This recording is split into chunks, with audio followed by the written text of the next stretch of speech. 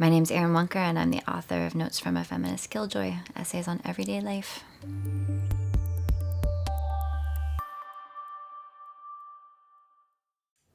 A feminist killjoy is most of us, I think, because in Sara Ahmed's thinking, which I draw so heavily on in this book, anyone who does not line up with white supremacist patriarchal imperatives is someone who chafes against the happiness that is implied in those sorts of joys of patriarchy that need killing. So a feminist killjoy doesn't accept the status quo and tries to speak clearly, concisely, and carefully about what's wrong and how we might change it.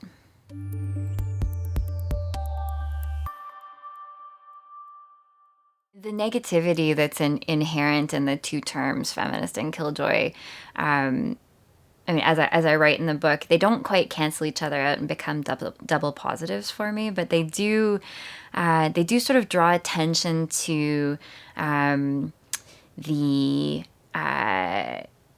sort of inherent grimness in the killjoy, the wet blanket nature of the killjoy, the militancy of a feminist. And taken together, that's a heavy mantle to carry unless you put it on with joy and a little bit of hilarity and say, yeah, I am these dour things because times are grim, and grim times call for new strategies. And so taking negative strategies and turning them into positive ones is something that I like about those two terms together. And then the joyful insurgency of saying yes and as opposed to no but is something that so many women of different and people of different sort of gender, race categories have written about. I think about even the way in which in a book like Ulysses, we end with Molly Bloom saying yes, right? And it's a radical undermining of this long, high modernist masculine sentence. And it's this sort of hugely feminist figure who is abject and reveling in her abjectness and saying yes. And you don't get anything finite. Yes leads you to somewhere else. No stops you in your tracks with a period.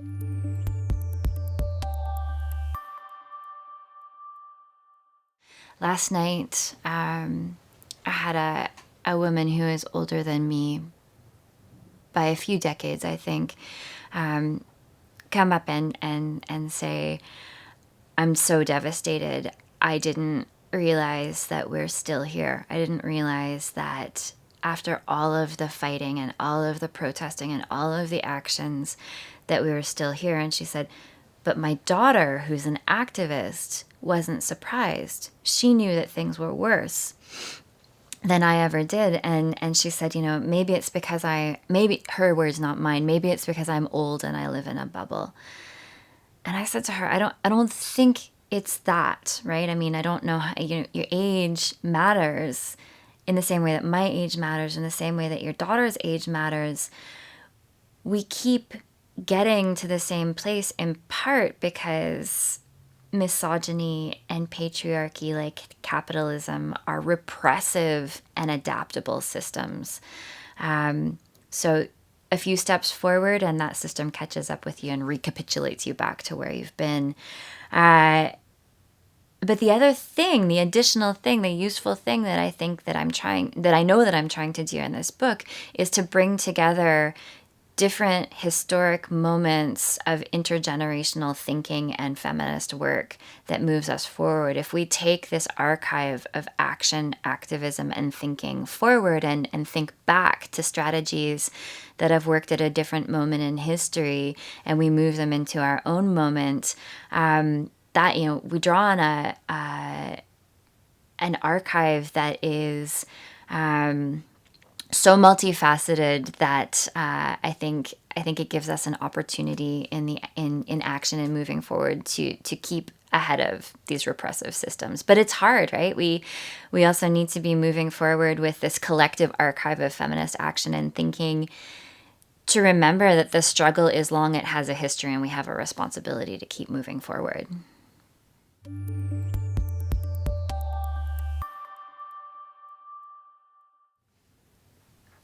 When Julie and I finally realized that I didn't feel capable of writing a handbook and that it wasn't actually necessary for me to do that, I was so relieved, because part of the challenge that I realized I had tried to take on and then didn't feel capable of taking on was the arrogance of trying to write a singular handbook as a cis, highly educated white woman.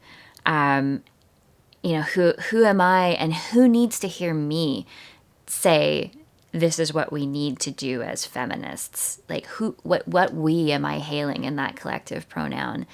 So what has been so important for me in the writing of this book is the opportunity to, again, acknowledge my unearned privilege, my whiteness, my education, which I've worked hard to get, but my middle-class parents were able to, first and foremost, make me feel as though education was my right and that it was not a strange or unusual thing for me to make it into a university classroom, which is not the case for so many people. Classrooms didn't feel like borders to me in the way that they do for so many of my students. And so having the opportunity to articulate for myself and for readers in print the importance of recognizing our own relative positions of privilege as a place to start having ethical instances of solidarity across experiential positions, right? From, how do my students who are coming from racialized backgrounds, from experiences of immigration, from being refugees, who are trans students, how do I, as a white woman at the front of the classroom, talk to them in a way that's meaningful to them, that validates their experience? Part of the way that we do that, which I've learned through reading all kinds of feminist thinkers and anti-racist thinkers, is to articulate my privilege, and then to use it, to activate it as a place to start conversations so that someone else can carry them on. So that's for me why it's so important to acknowledge the relative privilege that I have, and to use that in service of a larger action.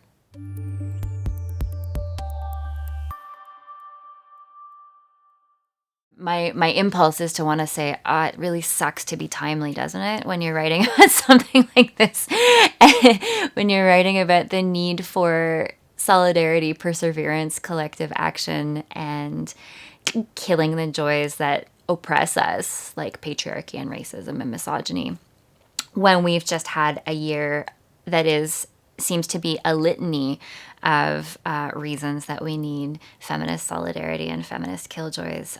It's exhausting. So having you ask me the question of, why is it necessary?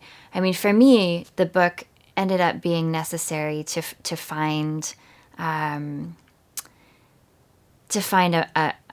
my purpose for why it is that I keep reading and writing and speaking about these things, even though it doesn't lead me to job security or these sorts of, why is there a vocation, like a sort of a calling and a need to be responsible to the learning that I've done?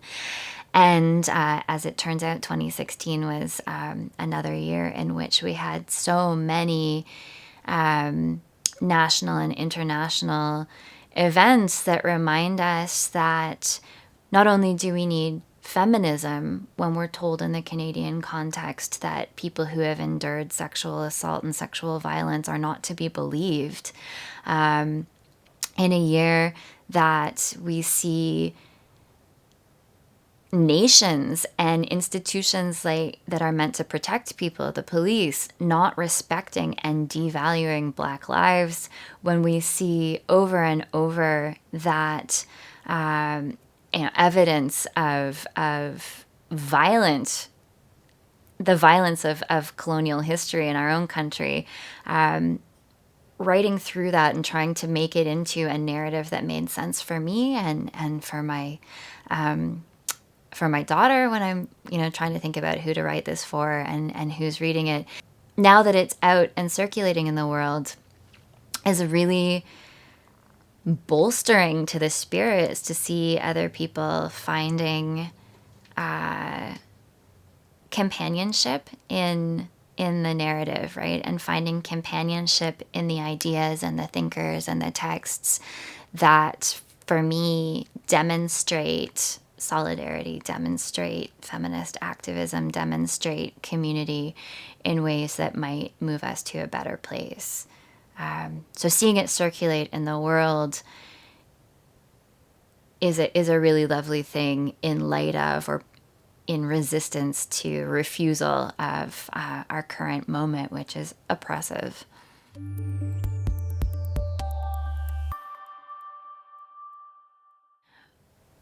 When I started writing the book, and the first chapter that I found myself writing, I knew that I wanted to write about rape culture. I knew that was necessary for me, necessary for people who I felt responsible to in writing something that would become a public document. So specifically, it seemed like an absolutely necessary responsibility for me to take for my students, at the very least. And so as I was writing this chapter on navigating rape culture in Canada, in North America, in our world right now, it was hard. It was a really, really hard work. And I kept reaching out to friends who were close by. I was also writing this when our daughter, my partner and I, our daughter we started writing it when she was about 4 months old, and I was teaching full time and he was teaching full time, and we couldn't afford childcare, didn't have any childcare really. So my best friend, who also has a kid and was also working on her PhD, would come by on a Tuesday afternoon and take our baby so that I could finish class prep and get a little bit of writing in, and my partner could be teaching the class that he was teaching. And she would take our kid for 4 hours and then cook my partner dinner. And so like the possibility of writing this book was only materially possible. Like the conditions were only materially available because my friend was taking time out of her life to make that happen. So as I'm trying to navigate the emotional labor of thinking through rape culture and the trauma that is living through rape culture and enduring our current moment, I realized that the only way that I was able to do this was through the friendships that I have with women mostly. And so that led organically into writing the chapter on friendship, because I also knew that my strong friendships with women are something that I've really, really come into in my young and now not young adult life. That narratives of friendship between women are, as Roxane Gay says, predominantly narratives of toxicity in mainstream culture. And though I have witnessed those, seen those, we see evidence of them in pop culture all the time,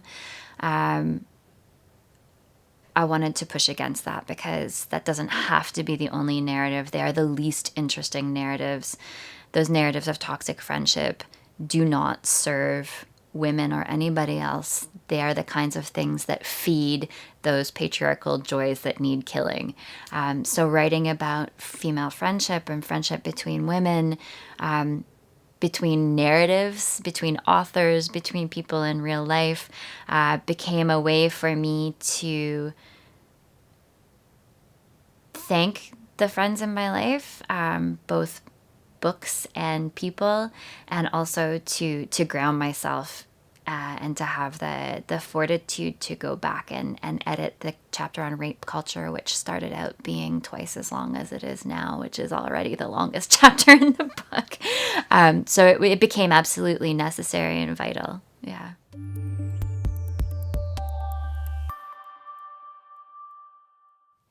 The invitation is simply to come and listen and be part of the conversation in ways that you feel that you're able. I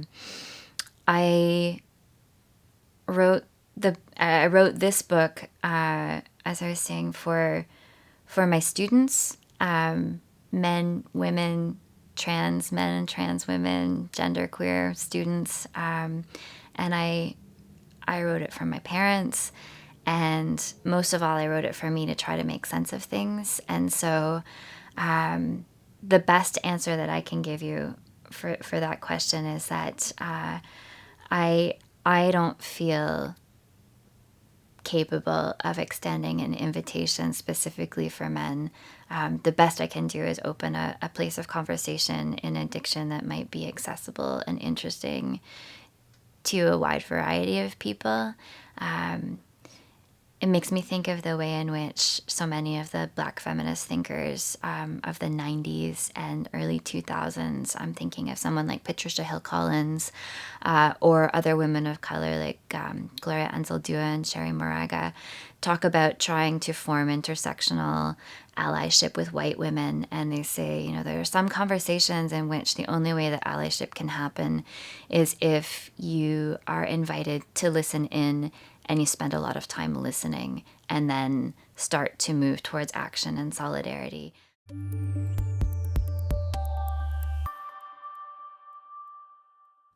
I mean, partly the subtitle is that I'm as I write quite a bit about in the book, I'm trained as an academic, and academics, God help us, can't seem to get away from the subtitle or the, title : no, actually, this is the title. But I really appreciate the title of the nonfiction series at BookThug, right? Which is that word to try, right? To make an attempt. And writing this book with the time constraints that I had meant that this was only ever going to be a series of attempts, and writing a book about the kinds of topics that I set out for myself meant that I was writing a book that was only ever going to be meditations on or thinkings through or notes about, right? I'm not going to come to some finite conclusion about rape culture or friendship or thinking through the alignment of feminism and being a mother. So what I was trying to nod to is both the format and the space in which this thinking could happen, and the space in which this thinking was published, right, in a series called Attempts, Essays. But also to say that this is, that it's a book that's extraordinarily tied to and evocative of what everyday life looks like for me. And what everyday life looks like for other people who I see and recognize, whose thinking I've been working with. And so it comes very much from both that realness of, do I spend the money on a cab, or do I clutch my keys in my hand walking home late at night because I need the fresh air, but I know I shouldn't be walking by myself. That's an everyday decision that I and other people make. But it also is very much a nod to, a thinker like Michel de Certeau, who wrote Theories of Everyday, or The Practice of Everyday Life, in which, for one of the first times, not the first time, but one of the first instances, you see a thinker say, how you move through the world as an individual tells us something about culture. Yeah.